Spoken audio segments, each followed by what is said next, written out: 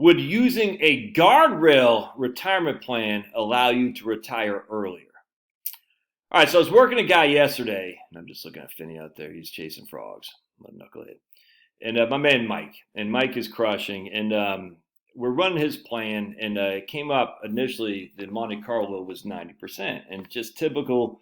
Mike is like most clients I deal with. They drive older cars. They don't have any debt. They stayed in their house for 20 years, stayed the same job. It's just the same old story, man. It's a millionaire next door.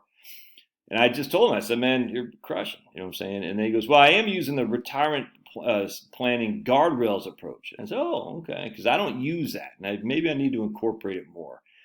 And I'm going to explain what the guardrails is here in just a second. So when I switched over from guardrails to what I typically use, which is retirement spending stages, his probability of success went from 90 to like 58 or something. I can't remember, but it went down significantly. Enough so I was like, I'm not sure you're quite ready to hang up the boots yet. And he was fine with that. But so the retirement spending stages is what I use. So you should not use a retirement spending with inflation adjusted each and every year with CPI. That's dumb. There's no evidence of this. People want to glom onto that as if it's because it's sacrosanct for some reason. I don't understand why. It's weird, man. You're going to increase your spending by 3% each year with inflation. Where's the evidence of that? There isn't any. So don't use it. So what I do instead is I say, once you retire, your spending will increase by inflation. And again, we're going to use CPI because I hate to do it, and you shouldn't use CPI in your own stuff. You should come up with your own inflation rate. But, if you read my book, you'll see what I'm talking about, your personal inflation rate. Long story short, and they can kind of be close enough, but long story short. So if we're going to increase inflation, we're spending $50,000 a year. We're going to increase it by basically 3% a year for simplicity, all right?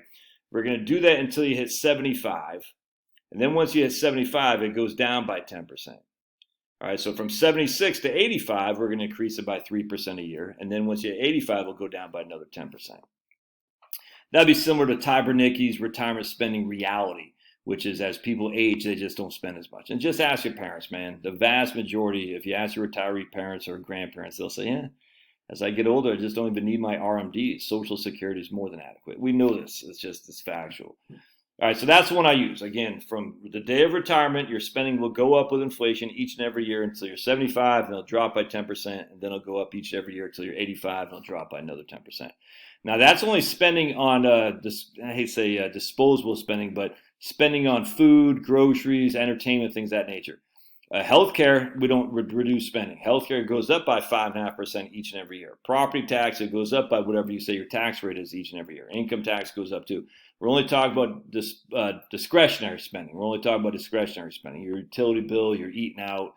I don't know, you're freaking going to Atlanta Braves games or something like that. You see what I'm saying? That's it. So there is a sizable expenditure that's still growing each and every year with inflation. Taxes, property tax, and healthcare for sure. All right, so that's retirement spending stages. So when we did with Mike, he came in at, I think it was 58%. And again, when we went to retirement spending guardrails, it was 90. That's what prompted me wanting to do this video. So let me explain what guardrails is. I think it was like 2008 or 9, maybe 2010, a guy named Jonathan Guyton, Guyton, had written an article in the Journal for Financial Planning called Retirement Guardrails. It's pretty interesting, pretty intriguing, and a lot of financial planners took to it. But it didn't take off the way I thought all the 4% rule and other things did. And the reason was because it's kind of technical. It's kind of complex. It's not actually that complex when you think about it, and I'll show you here in just a second. But it's kind of technical in terms of a couple of things moving, a couple of balls in there at the same time, a couple of moving parts. And relative to spending with inflation each and every year, that's easy to understand. Like, you just increase your spending with inflation. Why? Because that's what we're told to do. Why? What's the evidence? There isn't any. But it's simple, so it makes sense. That's dumb. So let me show you in Right Capital what the guardrails imply. So we got 5 spending strategies in Right Capital. Inflation adjusted is dumb. Don't use that. I don't like the retirement spending smile, as I talk about in my book, Relax and Retire. There is no evidence that retirement spending smile is applicable to the vast majority of people. There isn't any. Some evidence is applicable to some of you guys, for sure. It actually should be called the retirement spending fish hook, not smile. So retirement spending smile assumes that your spending goes down until you hit not a precipice, whatever the bottom is, and then it starts going up with healthcare costs. And so basically it's like a smile. Oops. There's no evidence of this. It's actually like a fish hook, if it even is applicable. It goes down, levels off, and it kind of goes up a little bit, but not to the extent of it equating the smile. So it's like a half a grin. So that's fine. I don't use it in the software. Retirement spending stage, and if you use it in the software, it's going to look like you can retire yesterday. I'm just telling you right now. So guardrails is what we're talking about here. So guardrail strategy allows spending to fluctuate with market performance. There are two components to the guardrail strategy. The first states that spending will increase with a general inflation rate unless we specify to turn off the inflation adjustment in poor market conditions. So again, no inflation adjustment will be made to your spending if previous return is 0 or negative. All right. So if we're spending 5% a year, we will not adjust that with inflation if our portfolio is down or flatline. It'll stay at 5% a year. Does that make sense? Yes, it does. Capital preservation rule is another component. Before age 80, if withdrawal rate is 40% greater than the initial withdrawal rate, we'll reduce spending by 10%. Now, I put all these things, I can do whatever I want here because I control this. Prosperity rule. Before age 80, if withdrawal rate is 40% lower than initial withdrawal rate, we increase spending by 10%. All right, so what that means is I use a 5% initial withdrawal rate. You got $1 million in your portfolio. You take 5% a year out, that's $50,000. All right.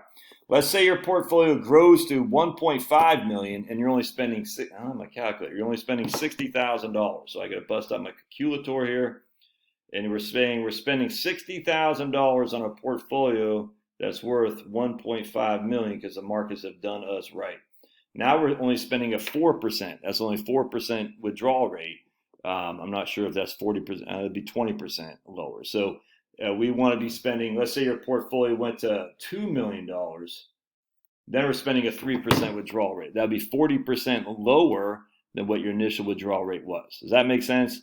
So if your portfolio grows so much and now you're spending $60,000 out of a portfolio that's worth $2 million, your withdrawal rate is only 3%, which means it's significantly lower than what we start off with as a 5% withdrawal rate, which means we're going to give yourself a pay raise. Conversely, if your withdrawal rate goes up more than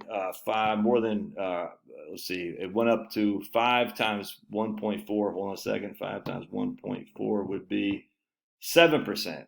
So if your withdrawal rate now is 7%, we're going to reduce your spending. So now if we're taking $70,000 out of a portfolio, $60,000 out of a portfolio that's now worth $800,000. Let's see what that is.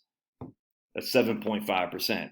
All right, so if it's taking $60,000 out of our portfolio that's now worth $800,000, our withdrawal rate is 7.5%, which is more than 40% what our initial withdrawal rate at 5%. Hope that makes sense. So let's make sure I'm doing that right. 5 times 1.4.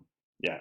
So you have to withdraw your money. And again, it's simple. You say, how much money does my portfolio on 31st December? How much do I need to take out? If I need to take out more than, in this case, 7%, then I know I need to reduce my spending.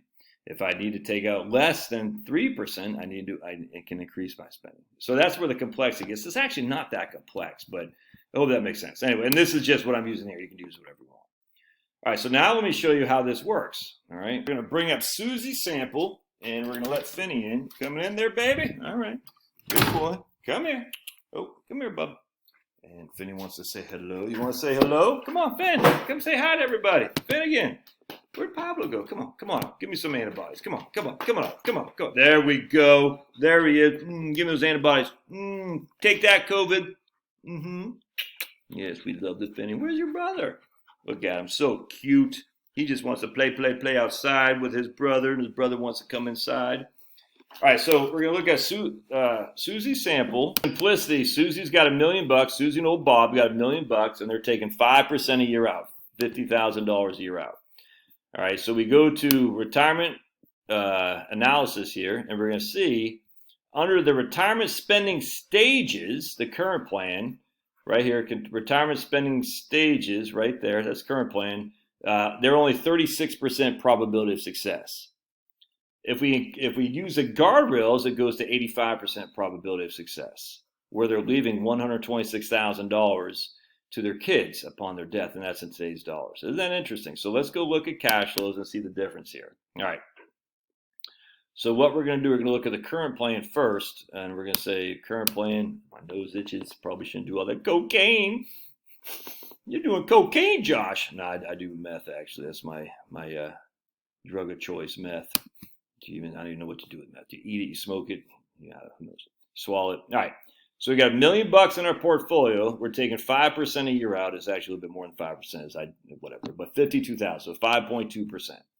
So you can see it's going up each and every year with inflation, each and every year until they hit right here 75. Then it goes down by 10%. Oh boy, now let's go back out. All right, so you see we start with 52, it goes up to 72, and then we drop by 10%. Goes from 64, goes up to 83 at 85, and then drops by 10%. Well, dude, baby, make up your mind. Come on. I'm not air conditioning. Oh boy. Okay. Now he wants to sit literally right. Watch this. Look at this knucklehead. Oh boy, that's what he loves. Just sit there with the door open. It's cool enough outside that I'm not air conditioning the outside, but I am probably letting some bugs in here. But you know, the dogs rule this place, so it's a dog's world. I just live in it. Oh boy, and here goes Pablo. Hi. All right, so that's what happens there. So they're, by the time that Bob dies or one of them dies, they're spending 67. They're 86,000 is what their final spending is together. 86,000 on a portfolio that's worth how much? 86,000 on a portfolio that's worth $180,000. So that's not good, man. That's bad. All right. So we don't like that. So that means essentially that, hey, you're spending too much. You're gonna have to cut back because you're well more than the initial 5% withdrawal rate. All right. So let's go back to summary, and now we can see actually how much they actually end up spending. So their total spending was 2 million schmackaroonies. 2 million schmackaroonies is their total spending. I'm not sure why I have no taxes on here, but whatever. I'm just using 5%. Actually, a little bit, 5.2. All right, so now we go to the proposed plan and watch what happens here. The proposed plan goes 52, 55, 57, 60, 64, 67. Oh, look, it doesn't go up that much. Oh, then it drops right here at 73. So this must be a down year. So we see that we're going up, a little bit up, a little bit up. That's probably up, and then it drops right there. Oh, then it drops again right here. Oh, then it drops again right there. Why does it drop right there? So here we got the first drop was 65,000, 2,034. So let's see what we got here. 65,000, 2,034. So we can see we're taking over 65,000 divided by 879. 65 divided by 879. Yeah, we're taking over 40%. So we're taking over 40% of our initial withdrawal rate. We're at 7.39% here, if that makes sense. All right, so then it drops again, because again, we're taking more than our 40% of our initial withdrawal rate. And then it drops, no, not drop. Oh, I guess I have it all in a Roth. That's why it's no taxes. Anyway, so you can see right here, so it drops right there because we're taking over 40% above our initial withdrawal rate. But then it goes up again, and then it goes down again, and then it goes down again, and then it goes up and goes down. And then it goes up, up, up, up, up, up, up, up. Look at that. It keeps going up. Then big time down here. This is what, well, that's because Bob died. But anyway, you see what's happening here. The minute we go above the 7% withdrawal rate, we reduce our spending by 10%, if that makes sense. Or if you have a bad market, you don't increase your spending at all. You keep it level or even reduce it. That's a retirement guardrails. So, I mean, so let's say our total spending here. What was I say? 1.864. All right, so the difference between the 1.864 versus, I think it was 2.032. So literally, the difference between your ability to retire or not revolves around your spending basically 2.032, 1.864. Hold on a second. How much is that? I can get my calculator here. 2.032, 2032 minus 1864 is, if you spend 168,000 less over the course of basically a 30-year retirement, $168,000 less. That's the difference between your ability to retire or your ability not to retire. I mean, you see how just on this tiny threshold that is? What's this portfolio I got them in? I forgot. I think it's a Fidelity Balance account. Yeah, Fidelity Balance account is what I got them in. 6238. You see that though? That's the retirement spending guardrails. I like it. I'm actually a big fan. The question is, can you actually make sure you're disciplined enough to reduce your spending if the markets stay flat or go down? I can't answer that for you. Only you can. If you can, it'd be something to consider for sure. I mean, and the problem is, not the problem. The issue is, I guarantee you can. Just common sense, man. Common sense says, I'm not going to spend that much. I'm not going to take a trip to Italy when the markets are down in 57% from 2007 to 2009. Everybody knows that. Anyway, love your thoughts. Again, if you like these videos, they help you and want to buy me a cup of coffee to support the channel, right down there, buy me a coffee and a doobie dook. I'll be going live tonight on Locals at 8 p.m. Eastern time. If you want to join my Locals channel for $5 a month, you can join in the fun. Lots of fun will be had by all. I think I'll dive a little bit more into the retirement spending guardrails. Look at Guyton's article on that, and I think we'll get a good. Oh, there goes Pablo. Everyone wants to say hello to Pablo. Yep. And so put in the comments if you stayed long enough and you saw Pablo.